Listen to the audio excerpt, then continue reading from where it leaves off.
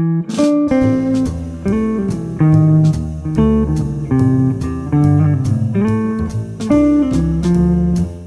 what is going on? Welcome to the video, welcome to the channel, welcome back to Night City. My name is Jazz. Alright, so I've pretty much completed my first playthrough of Cyberpunk 2077. Thought I'd go ahead and share the build that I'm using with you guys. The build I settled on is really powerful. I'm making use of pistols and revolvers. It does stealth really well.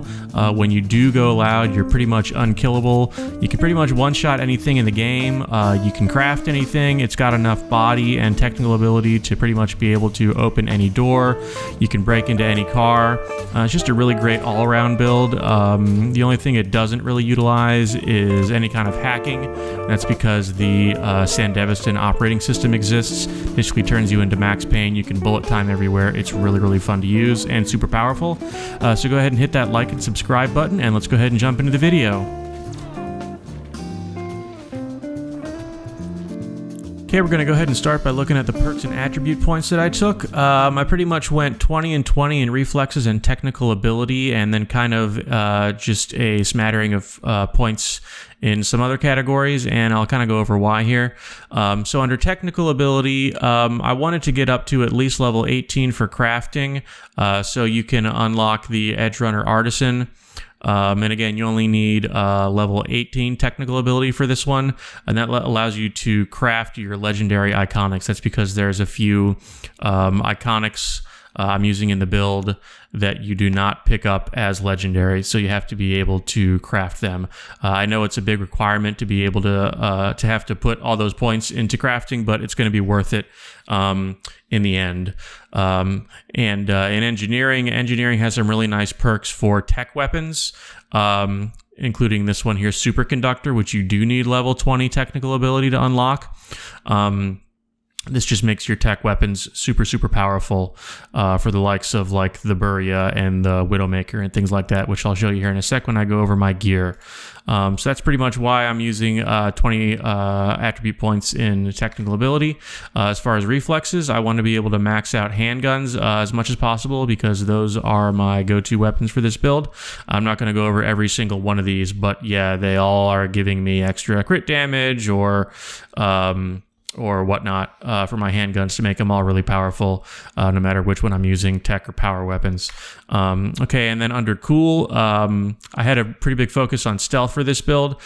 So all these perks I took under stealth have to do with, doing more damage while I'm undetected, sneaking bonuses, crit bonuses, things like that.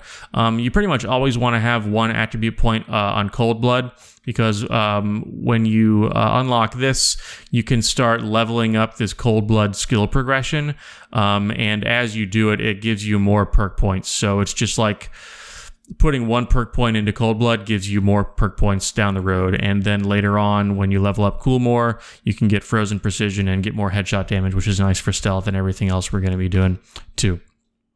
Okay, other than that, I just kind of threw some whatever points into body, like for some extra health. I think there's some kind of whatever stuff in here, 15% extra damage to somebody who's moving. I thought that sounded cool. And yeah, just some stuff as far as health and carrying capacity. All right, let's go ahead and take a look at the actual gear that I'm using. I don't really want to say I have one main damage dealing weapon because I'm using all three of these quite a bit. I'm going with the Crash Iconic Revolver for my stealth gameplay. As you can see, I got a silencer on here. You can get the Crash Revolver from doing Rivers side quests. When he gives it to you in the end of his quest, he gives it to you, I think, as an epic version. So here is where you're going to need that 18 points in your crafting spec to be able to craft the legendary version of this. The tooltips are bugged right now, so if there's like too much text in the tooltip, it won't show you the perks of the gun. See, it doesn't work on the Crash right now. But yeah, the DPS numbers on this are misleading. It's my highest damage gun in the game by far. but it only says like 1,000 DPS on it or something like that. And here are the mods I'm using. I could be using another epic one right here, but it just doesn't matter. Even on very hard, I'm one-shotting everything I'm doing. I can do like over 1 million headshot damage. I really don't need the extra damage from this one little epic damage mod. So anyways, and then I got a couple of tech weapons here. I went ahead and settled on the Buria for my primary secondary. This is the one I use the most when I go loud. It's just really super good as far as utility goes, super high damage. It won't give you 1 million headshot DPS because you really need like stealth multipliers to get up to that high bonus. But I will be definitely doing over like 100,000 headshot damage when I'm going loud. Some other options here that I used earlier in the build, the Lizzie, which you can get very early on in the game. You can get this from the Automatic Love side quest. It's just like lying on the table when you go to talk to Judy in Lizzie's bar. And you cannot upgrade this to Legendary, but it is still really, really good before you can get, any of these much nicer legendary tech revolvers. Oh, and I forgot to mention, if you want to, before you pick up the Crash, you can just go ahead and use an overture for your stealth weapon. Just put a silencer on it, and it's gonna carry you through most of the game until you can get like a Crash or an Archangel revolver or something like that. The Kenshin is also really good for a tech weapon. I found that you can acquire a legendary version of this from this side mission here that I'll go up and throw up on the screen. You get it in this office after you kill the boss. I figured out that if you are playing on a lower difficulty, this gun in this particular mission will show up as an epic. What you can do, however, is before you go over and inspect the gun, like lying in the safe, you can reload your save on very hard, and then it should show up as a legendary version. So that's a really easy way to get a legendary version of this gun. It's a super fun, powerful tech weapon. So what you want to do on this one is you want to try and get the perk that makes the gun shoot twice every time you pull the trigger. See down here where it says reduces charge time for tech weapons. There's another perk, and I've got one somewhere, but it's not on this one. There's another perk that says something like fires 2 times for every single trigger pull and reduces accuracy or something like that. So that's the perk you want to go for. It'll give you the most DPS. Oh yeah, and I forgot to mention, if you want to get your hands on the legendary Buria crafting spec, there's one in the side mission that's in the Mega Building H6. I forgot the name of it. And there's also another one you can buy from the gun vendor in City Center. And then, of course, if you have the Edge Runner Artisan perk unlocked under crafting, you can craft the legendary version of this. Okay, and then for my third loadout spot, I'm using the Widowmaker. This gun is just insanely powerful, high DPS. You get this from killing Nash in the Pan Am quest line. He's kind of like a mini boss. This is easy to miss. It doesn't tell you you're getting a gun or anything. It's just kind of dropped by an enemy in a cave. So make sure you check the ground after you do the Nash fight with Pan Am. And this is a gun that really, really benefits from the tech weapons perk tree. And this thing can like one-shot mechs on very hard through walls. It can one-shot anything through walls. That's another nice thing about the Buria, actually, is it also goes through walls without having to charge up. The Widowmaker, you do have to charge up, but there are some perks you can get that reduce charge time and things like that. So it's just kind of like a nice utility weapon if I want to, clean up an area after a gunfight. There's 1 or 2 guys hiding behind a wall. I don't have to run over there to get them. I can get them from very far away with the Widowmaker. Okay, so then as far as clothing, it doesn't really matter. It's like whatever you want. All I went for were 1 crit damage mod and 1 crit chance mod because those can't stack. So once you have 1 of each of these on your build, you're good. Fortuna and Bully. The ones that do stack are these armor mods, Armadillo. Of course, you need the ability to be able to craft epic items to be able to craft purple versions of these. The way you get these is from just the white crafting spec.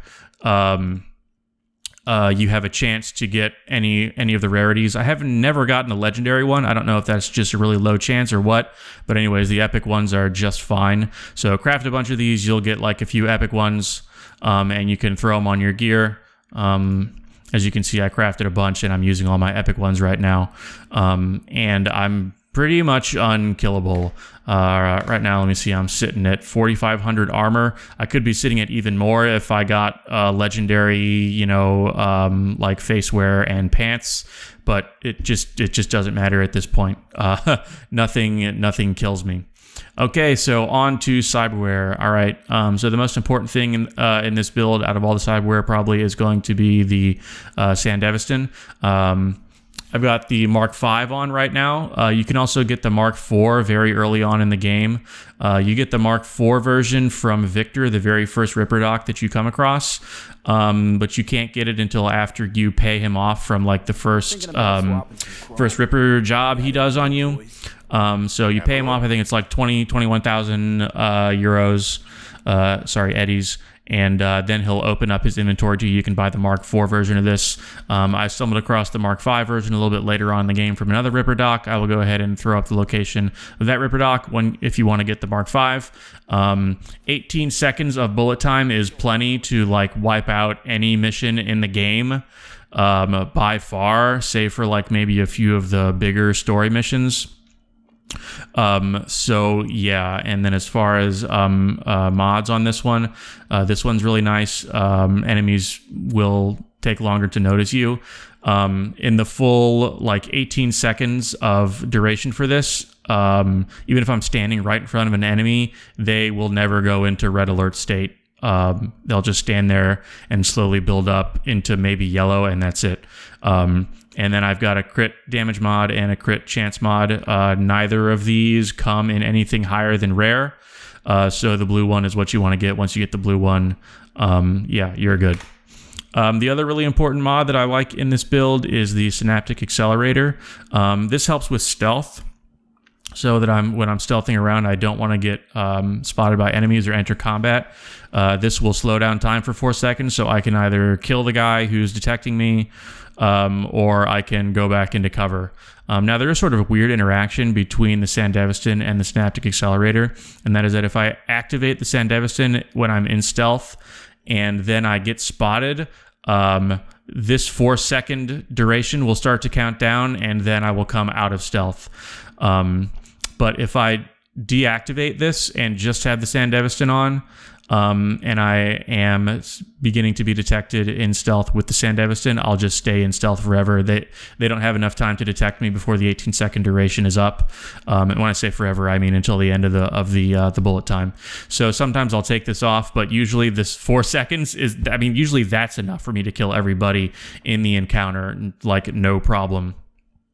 So I just don't usually worry about it. I just use them both, and then I'll pretty much only use the Sandevistan after I go loud.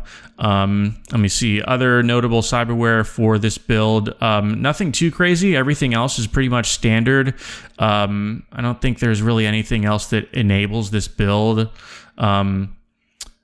As far as stealth or doing damage, everything else is just kind of utility. Like, I've got some extra health mods, being able to carry more stuff. Yeah, but the main crux of this build is with the Sandevistan.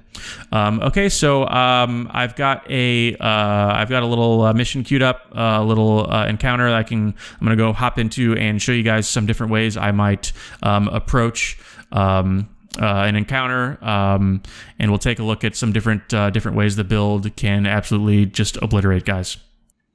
Okay, so I'm outside of a NCPD scanner hustle here. I've got the enemies pre-tagged, so it's easy for you to see what I'm doing. If I wanted to take like a stealth approach to something like this is kind of what it might look like.